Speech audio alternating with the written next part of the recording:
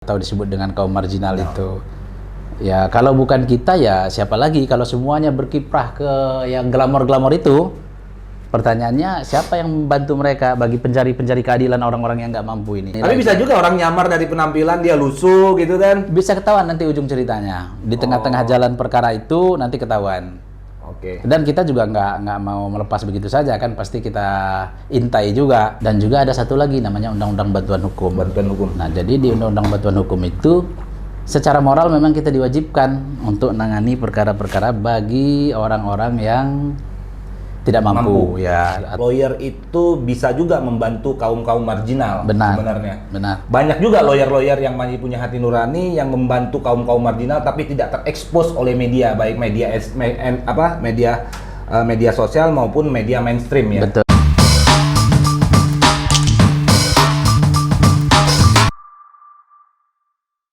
Oke, kembali lagi ke channel YouTube The Brick Talk. Hari ini pertama-tama gue ucapin dulu selamat tahun baru. Semoga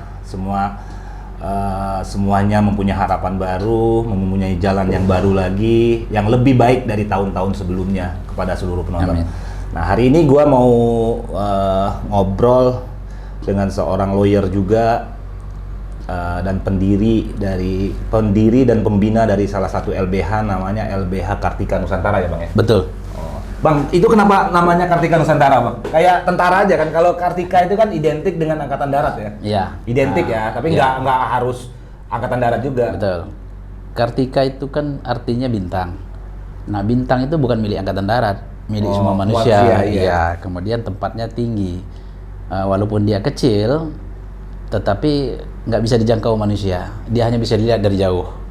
Nah saya berharap LBH Kartika Nusantara ini pun satu saat akan seperti itu. Oh, jadi filosofinya waktu pembentukan memberi nama. Betul, walaupun dia Kartika kecil. Nusantara itu ya? Betul, walaupun dia kecil, tetapi dia ada di angkasa tinggi, dilihat dari jauh. Dan itu bisa dijangkau, dilihat dari seluruh Nusantara. Kira-kira itu. Nusantara itu Indonesia ya? Betul, kira-kira itu.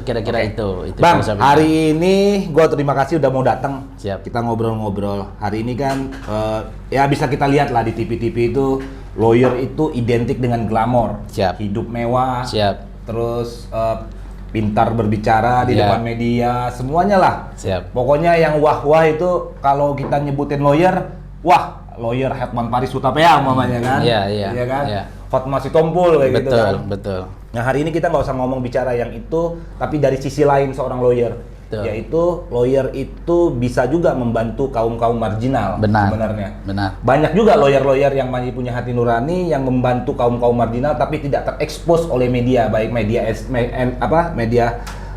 sosial maupun media mainstream ya. Betul. Nah, menurut Abang gimana nih Bang? Pengalaman Abang? Ya.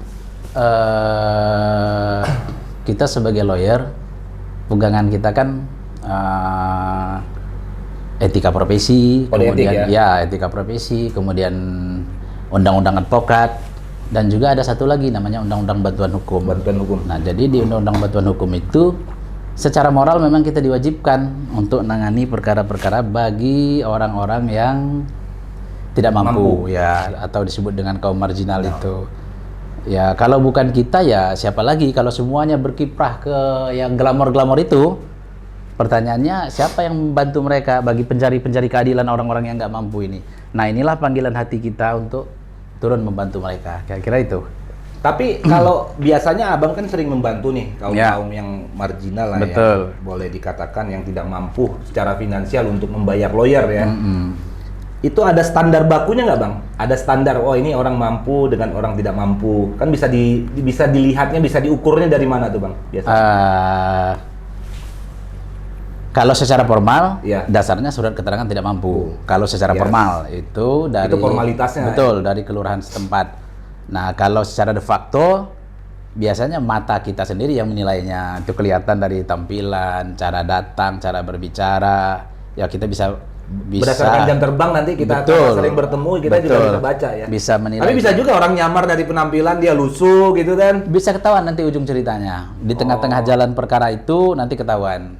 Oke. Dan kita juga nggak mau melepas begitu saja kan, pasti kita intai juga orang ini benar. Intai dalam tanda kutip ya? Iya. Apakah benar-benar orang ini nggak mampu atau tidak itu nanti ujung ceritanya pasti ketahuan.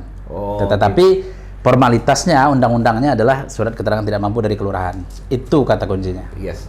Nah, abang kan selama sering membantu kaum papa, kaum marginal Iya. begitu, apa tuh suka dukanya biasa bang? Kalau bagi seorang lawyer ya.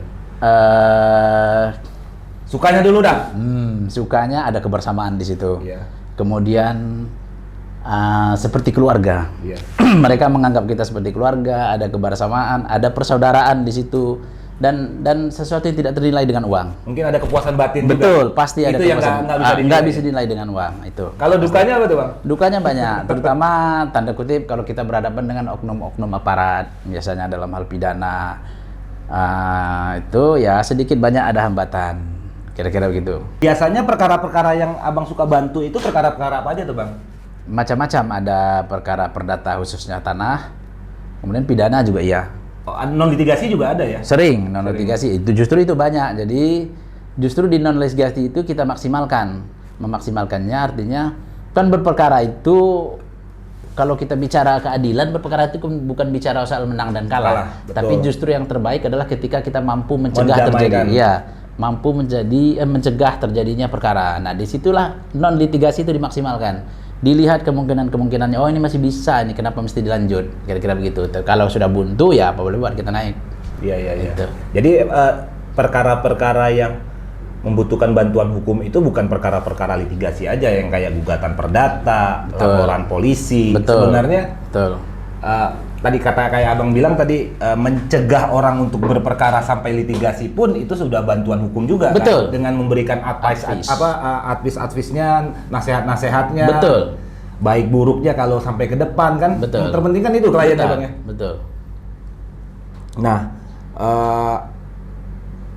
ini kan sebenarnya kita juga udah ada undang-undang bantuan hukum juga nih bang. Ada. Nah, menurut abang gimana dari sisi abang kan sering membantu nih kaum marginal, dengan adanya undang-undang bantuan hukum ini sendiri gimana? Kedepannya ya, yang sudah berjalan maupun kedepannya. Barangkali dari sisi anggaran kasus Prodeo itu perlu dimasukkan ke sana. Ya ditingkatkanlah dari apa yang ada sekarang. Iya. Kira-kira itu. Oh. Karena menangani perkara Prodeo itu nggak bisa ditampik, perlu kos. Yes. Ya, jadi. Ya itu nggak kita nggak usah munafik lah ya. Ya. Orang berjalan ke. Maksud saya begini, alangkah bagusnya dia diakomodir di undang-undang. Yes. Jangan hanya putusan ini, putusan itu, surat ini, surat itu, tapi dia diakomodir di undang-undang. Oh, itu nggak ada ketentuan ya bang ya? Yang harus ada putusan ini, harus ada apa? Persyaratannya itu. Apanya nih? Yang tadi abang bilang. Kan ada anggaran nih dari negara untuk bantuan hukum. Yes. Nah, keinginan kami ini yang suka nangani perkara itu diakomodir di undang-undang bantuan hukum, di undang-undang advokat dengan apa namanya ketentuan jelas nilainya gitu loh. Oh. Per perkara. Yes. Jangan untuk saat ini diatur tidak di undang-undang. Di keputusan menteri. Sepertinya sih seperti itu. Saya kurang lihat juga seperti itu. Oh. Harus diatur di undang-undang. Atau minimal setingkat PP lah ya. Karena mungkin kalau undang-undang kan ngerubahnya susah tuh bang. Ya. Kalau PP kan tergantung kebijakan pemerintah kan, ya kan? Bisa. Jadi bisa mengikuti perkembangan zaman, kayak inilah nanti kayak menentukan UMR. Ya itu ya kan? Ya itu. Untuk menentukan UMR itu kan setiap tahun Sebentar kan ya. berbeda-beda. Ini anunya ya. Saya maksudnya saya supaya jangan sampai salah tafsir di luar. Bahwa itu sudah disebutkan di dalam undang-undang itu temu tanpa biaya dan sebagainya. Nah ini maunya kita itu diakomodir bahwa ini adalah dibiayai oleh negara dengan rincian sekian, gitu, digit sekian. Gitu. Nah jadi kitanya juga enak melaksanakannya gitu. Terus apa namanya? Nah tadi yang suka duka tadi bang. Ya. Gimana kalau perkara yang abang tanganin, pernah nggak bang tanganin perkara tapi berhadapan dengan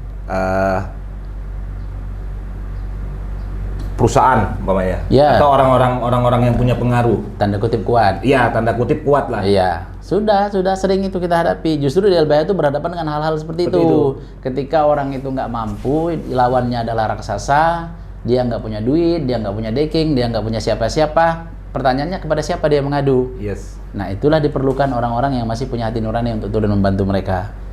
Tapi biasanya di ini dulu nggak bang, dianalisis dulu nggak? Ini secara legal klien abang ini memang secara hukumnya benar atau memang mencari-cari untuk dalam tanda kutip ya. Ya. Kalau kan banyak nih kan. Betul, betul. Kalau di kami itu pasti itu satu keharusan. Jadi sebelum perkara itu ditangani, kita mewajibkan untuk mempelajarinya terlebih dahulu. Jadi kita itu kalau di kami ya, kalau di konstruksi hukumnya harus diketahui dulu. Kami punya SOP. Oh, udah ada SOP. Oh, kayak polisi aja nih, Bang. Iya, justru ini kritik saya kepada para pengacara. Mungkin yang teman-teman mungkin merasa sudah apalah, go lah. Kalau ingin bagus ya harus punya SOP. Polisi punya SOP, jaksa punya SOP, hakim punya SOP. Nah, kita sebagai yang mengklaim diri sebagai penegak hukum juga harus punya SOP. Standar kita di dalam menangani suatu perkara itu. Nah, kalau di kami itu ada 12 langkah.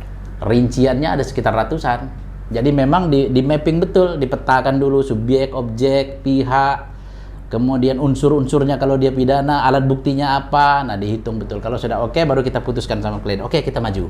Nah gitu. Kalau enggak itu kita, kalau memang enggak dalam penilaian kita, lu nggak punya dasar, ya kita nggak, kita tolak. Kan banyak kan kadang orang ngomongin kasus tanah ya. Betul. Ini punya PTA tanahnya, dia secara legal udah. Tapi ada yang mengaku-ngaku ahli waris. Ya. Dia mengaku aja. Betul. Buktinya pun nggak ada, cuma girik tahun berapa gitu. Kadang-kadang kan di atas tanahnya udah ada HGU atau HGB gitu kan. Padahal cuma fotokopi kayak gitu-gitu.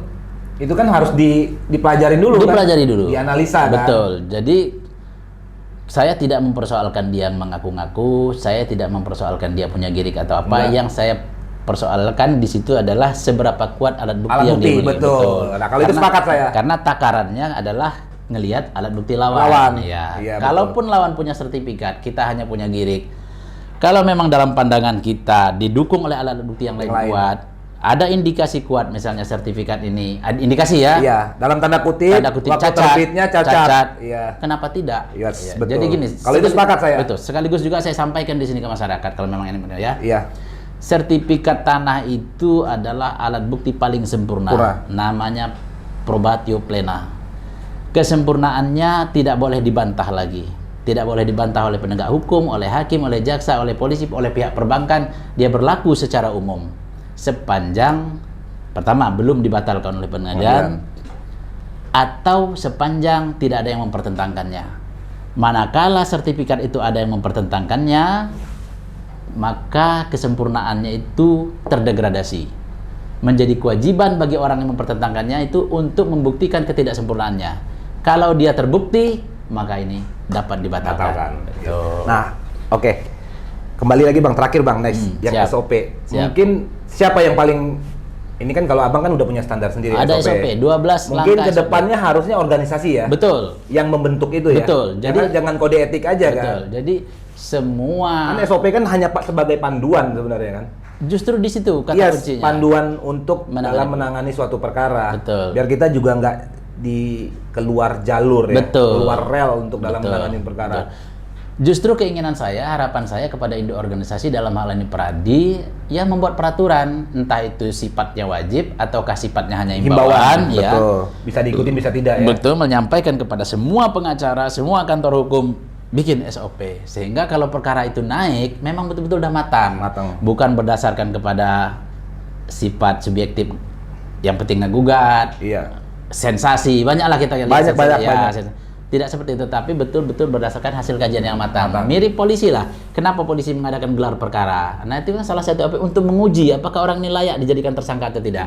Maka dia perlu gelar perkara. Nah sama dengan kita. Sebelum perkara ini kita naikkan menggugat, melapor polisi dan sebagainya, kita bedah kasus dulu. Sebelumnya dipenuhi dengan alat-alat bukti dan sebagainya. Kira-kira begitu. Oke. Jadi banyak suka dukanya lah. Banyak suka dukanya.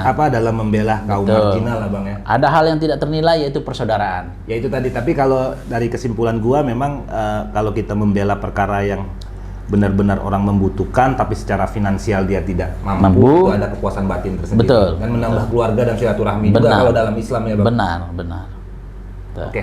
Bang, thank you banget kita udah ngobrol. Siap. Next kita ngobrol-ngobrol yang lain lagi ya Bang. Baik. Oke. Khusus pertanahan saya maunya. Nah, boleh. Karena memang saya paling banyak berkecimpung di sana, dan saya juga mengadakan tanda kutip penelitian dengan menulis buku tanah ya. Oke. Situ. Oke, thank you. Sebelum ditutup jangan lupa like, comment, subscribe dan share ke teman-teman. See you. Oke, siap.